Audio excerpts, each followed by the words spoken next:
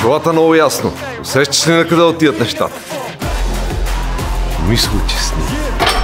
Отива обаче при личния лекар. Вика, докторе, не ебем. И му вика лекара, бе, как така, бе, млад човек си. Той вика, еми така, не ебем. Сестрата обаче била в пълно настроение.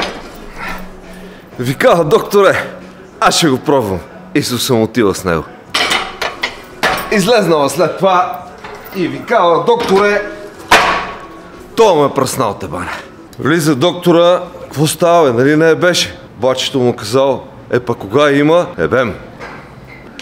Като споменеш думата тестостерон, такива асоциации се въртат в главите на хората. А нещата са много по-сложни и дълбоки, обаче никой не говори за това. Жените си имат критическа, топли, студени вълни, естрогенни терапии и други екстри, а нас кучета ни яли.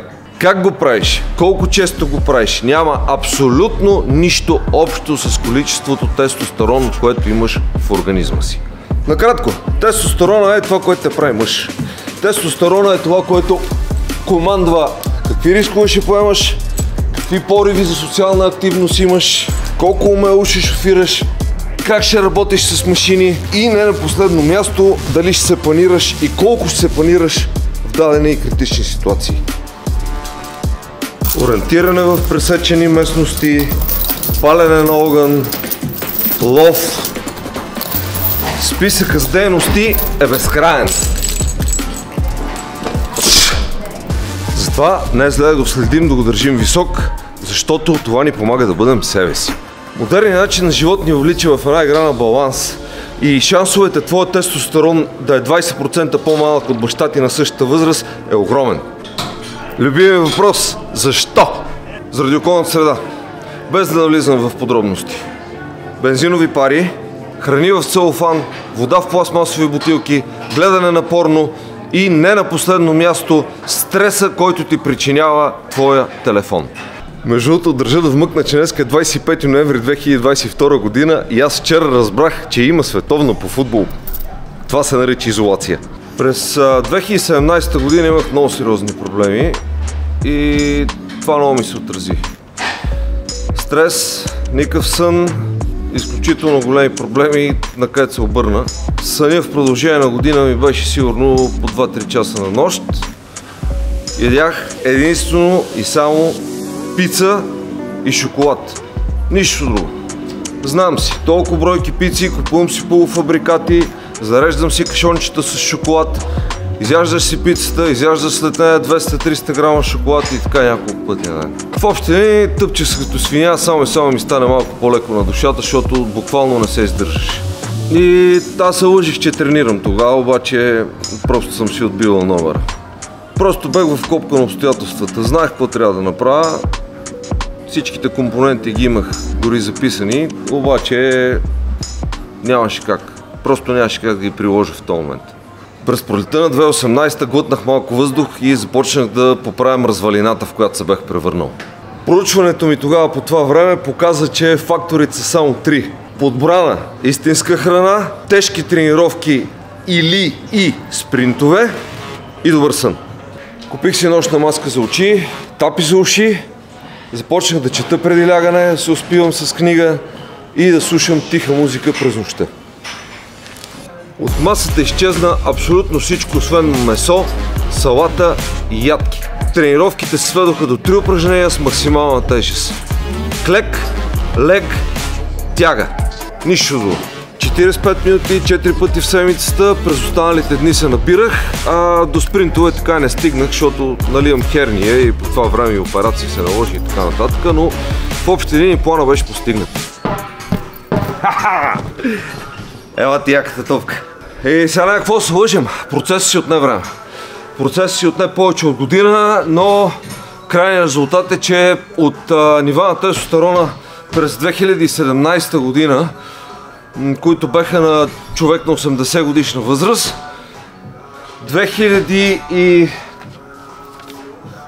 през 2020 се върнаха на ниво 19 годишен младеж. Аз тогава бех на 43 и реално от тогава само поддържам.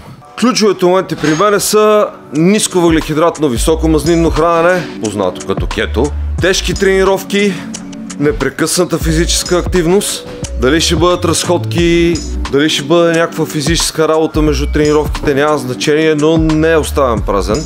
По-малко пакетирани продукти и тотална изолация от стресова среда. Когато е невъзможно да се изолирам от стреса, като си сред 200 човека и ти дуднат на главата, няма как това да стане, тогава го правя с слушалки. Пуф, музика и айде да си гледат работата. Това е най-прекрасният щит срещу изморители, който съм открил. Забравих нещо много важно. Разкарах токсичните контакти. Това помогна супер много. Като цяло това ми е начина и моето мнение е, че тестостерона той няма срок на годност. От нас зависи как ще го поддържаме. Защото един мой много добър приятел, за съжаление, си отиде изключително млад. Той казваше, възрастта, тя няма абсолютно никакво значение, а когато видиш един възрастен човек, погледни как се движи. Там е възрастта. Ако той е прегърбен и схванат, той може и да на 30 години вече да е старец. А в същото време може да видиш изпънати дядки, дето гледаш го, човека е жизнен и това е човек с висок тестостерон.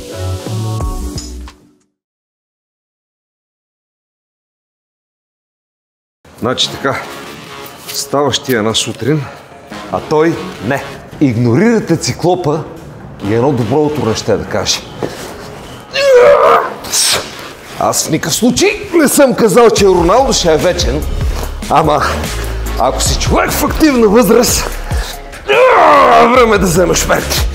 Що викам ли? 40 кила си 40 кила. Защото не е страшно, когато момчето осъзнае, че пишката е станала кура. Голямата драма, приятели мои, е момента на осъзнаване, че курът се превръща в пишка.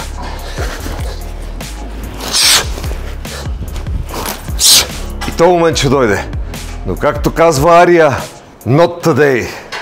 Питат ме хората, интересуват се, викат, тая тежка турба, какво я фърляш? Като улов. Фърлям я не за слава, а за тестостерон. И защото ми харесва естествено. Аз не правя абсолютно нищо в този живот, което да не ми харесва.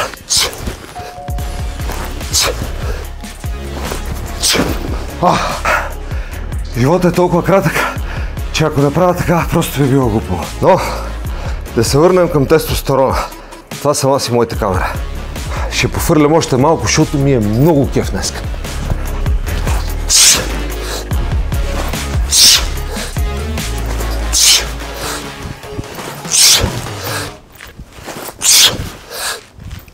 Всяко хлапе знае, че след 19-та година тестостерона започва рязко да спада. В момента аз съм на 46 и нивата на тестостерон ги поддържам на ниво 19 години. Как? Ще ти кажа след малко. Има няколко фундамента.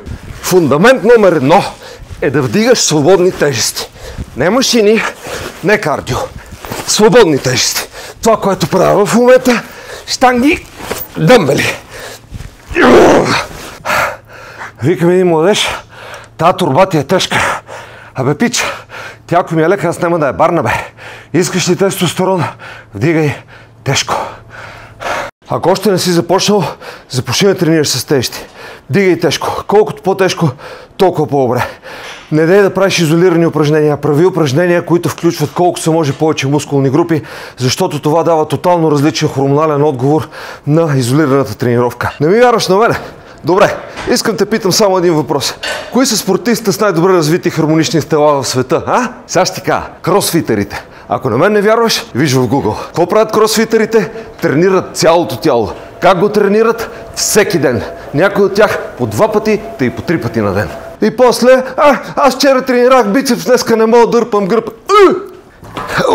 Гледай хуй колела, Аз колело ползвам само за предвиждане.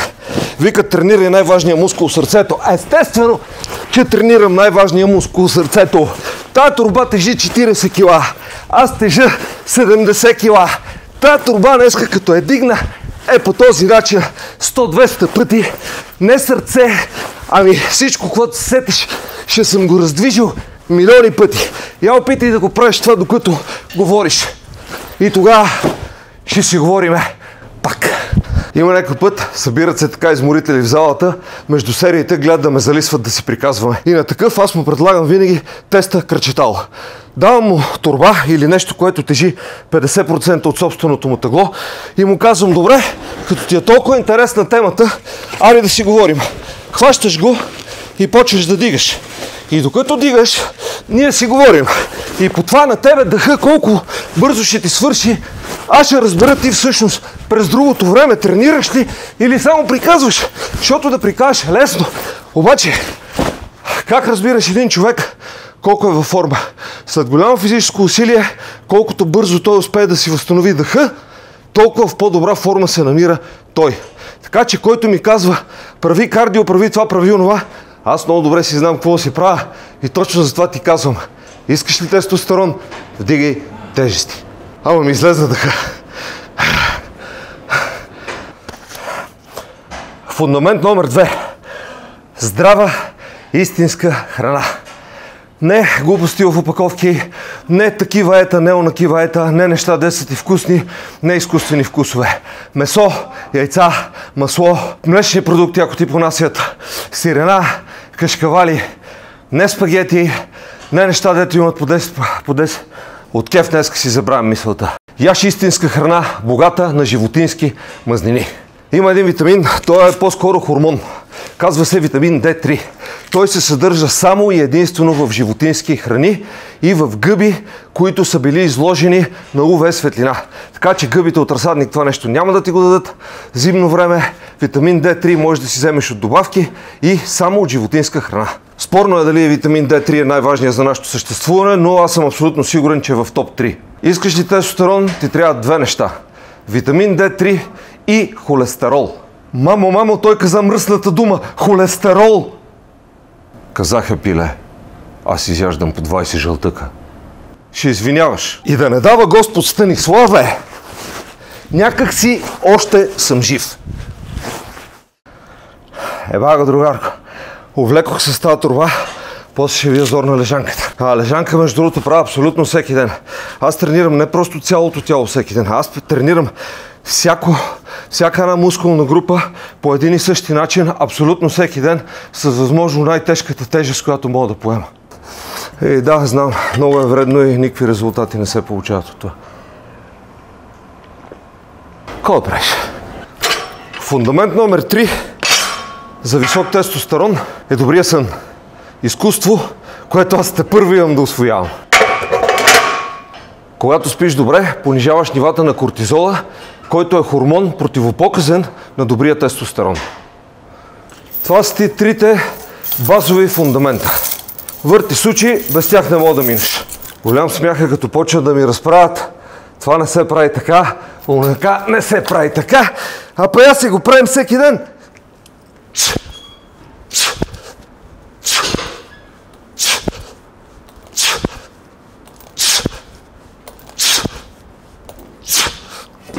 Кой кал пияницата, те ти стълбо, ти се удари по-добре. Другите са по избор. Значи, спринтове. Некой ще каже, аз не мога да тичам. Аз също не мога да тичам. Имам херния, обаче правя спринтове всеки ден. Как ги правя? Така, като това нещо с турбата. Хващаш нещо, правиш го супер бързо, ама до отказ вече ще да усетиш как ти расте косата, оставяш го. 30 секунди срещу 10 секунди, 30 секунди срещу 10 секунди. Говоря почивка серия, разменяш ги и това е. Ето ти спринтове. Могат да бъдат направени с абсолютно всичко, то дори без никаква тежест. Можеш просто да хванеш и да си клякаш със собственото тегло. Ето ти спринт. Сега видях в тефтера съм го написал по-подредено. Спринтовете могат да бъдат тичащи, но могат и да бъдат вдигащи. 30 секунди бясно вдигане до отказ и 60 секунди пълна почивка се отразява на организма точно като класически спринт. Умното си е умно. Бъди успешен в нещо. Да кажем, хобито ти е да реставрираш мотоциклети или часовници. Разглоби го този механизъм, почисти го и го сглоби отново. Усещането за добре свършена работа влияе на хормоните и тестостеронът ти е с няколко процента по-висок след дейността, отколкото преди започването й. Може да ти звучи смешно, ама е верно. Аз ще взема слофанелката. В пъти по-представителен, а? Какво пише там? Похуй, мохуй, някакви вулгарности. Аз руски не знам, да, ама това сигурно е нещо друго. Стойка Ф, Филипе. Не се бам. Звучи несериозно, но работи. Ако имаш нисък тестостерон или се чувстваш неуверен, застани така от 30 секунди до 2-3 минути за деня. Просто стой, разхождай се ето така. Това нещо помага за взимане на решение, помага да възвърнеш мъжа в себе си. Повярвай ми, опитай го. Уменията ти да взимаш решения са пряко свързани с тестостерона и стойка Ф изключително много помага за това. От древността стойка Ф е приемана за тъпотии. Към съня добавям и друго нещо, което не всеки може да си го вземе – слънце и чист въздух. Естествено, зимно време, особено ако живееш в голям град, това няма как се случи, но през останалата част от годината, освен ако не работиш на открито, няма как да взимаш слънце. Затова аз лично се старая колкото мога повече и колкото мога с по-малко дрехи. Лятото по едни гъщета, гол бос, цапам като малко дете наляво и надясно, събирам слънце и трупам за зимата. Дълги гладувания. Знам, че на непознатите с тия моите приказки постоянно за дълъг глад звуча като някакъв сектант, обаче повярвайте ми, нищо, абсолютно нищо на тая земя не може така да повиши тестостерона на мъж над 40 години, както продължителният глад. Имам десетки епизоди по темата, на който му е интересно да рови в канала и да гледа, всичко е обяснено. Редуването на гладни периоди с захранване с истинска храна. Тук говоря месо, яйца, нещата, които вече ги споменах. Няма друг естествен начин за повишаване на тестостерона, който да бъде толкова бърз и ефективен. Просто не съществува. Ядки. Яш ядки. Ядките са много добра алтернатива, ако не ти седят меса, ако не ти седят мазноти. Яш ядки дигат тестостерона. Макадамия, бадеми, останалите съм ги забравил кои беха, но като цяло може да си направиш проучването. Ядките са добър стимулант за тестостерон. Темата за холестерола изобщо няма да я започвам, защото започване няма да я завърша. Само ще кажа, че ако холестерола беше това, което постоянно ни говорят, че е, аз до сега просто нямаше да бъда жив и който гледа канала, всичко това го знае. Още веднъж казвам, не съм лекар, нямам никакво образование, аз съм прост ангист, не ме слушайте за тия работи, споделям единствено своя опит, казвам аз какво правя. Аз ям храни с ненормално количество холестерол в тях и моя холестерол на изследвания, последния път, когато се тестах, беше 5,4. Айде някой да ми каже, това е извън норма ли или е в норма. Тук малко разбивам мита за това, храната колко влияе на холестерола. А когато бях на почти вегетарианска диета, диета наричам, защото така ме беше служил личния лекар, холестерола ми беше над 8, бяха ми изписали директно хапчета, които аз изобщо не пих, а просто си промених напълно начина на хранене, като основната и най-голяма промяна, която съм направил е, че градивно намалих и най-накрая тотално спрях приема на захар. Захарта е ключовия петия елемент, който ни съсипва здравето. Махнеш ли захарта, нещата стават съвсем различни. Някои хора казват, еди коя си болест се развива с възрастта. Някои болести да, но много по-малко от тези, които сме научени да вярваме. Нещата, които хората си предизвикват сами, не са болести дошли от възрастта, защото ти можеш да видиш хора на 80, на 90 години, които са много по-подвижни от такива на 60. И това не е защото те си изкарали късмет, защото тяхната старост протича по-леко от на другите, а защото те са взели мерки с хранене, с движение. Повечето възрастни хора, които виждаш, какви са? Слаби. Няма столетник с наднормално тегло. Факт. Вълка захар не приема. Айде да видим има ли незаменими въглехидрати. Последното и не на последно място е вярата в себе си. Не случайно на фанелките на канала пише вяра, дисциплина, сила. Вярата е на първо място, защото повярваш ли в себе си, нищо не може да те спре. Давай си кураж, вярвай в себе си, спри да се оглеждаш и се фокусирай върху собствените си възможности. Днес мога повече от вчера, можеш и ти. Утре ще можеш повече от днес. Слагай единия крак пред другия и изобщо не да мислиш за незгодите в дългосрочен план. Ти си тук сега, утре не ти е обещано. Затова си изживявай всеки момент. И естествено, ще си живеем според възможностите. Вървяли двама ме гледат, минава страшна мацка. И единия викал, мали, та колко ще е права. Друг питал, колко е? Епа, колко мога, толкова.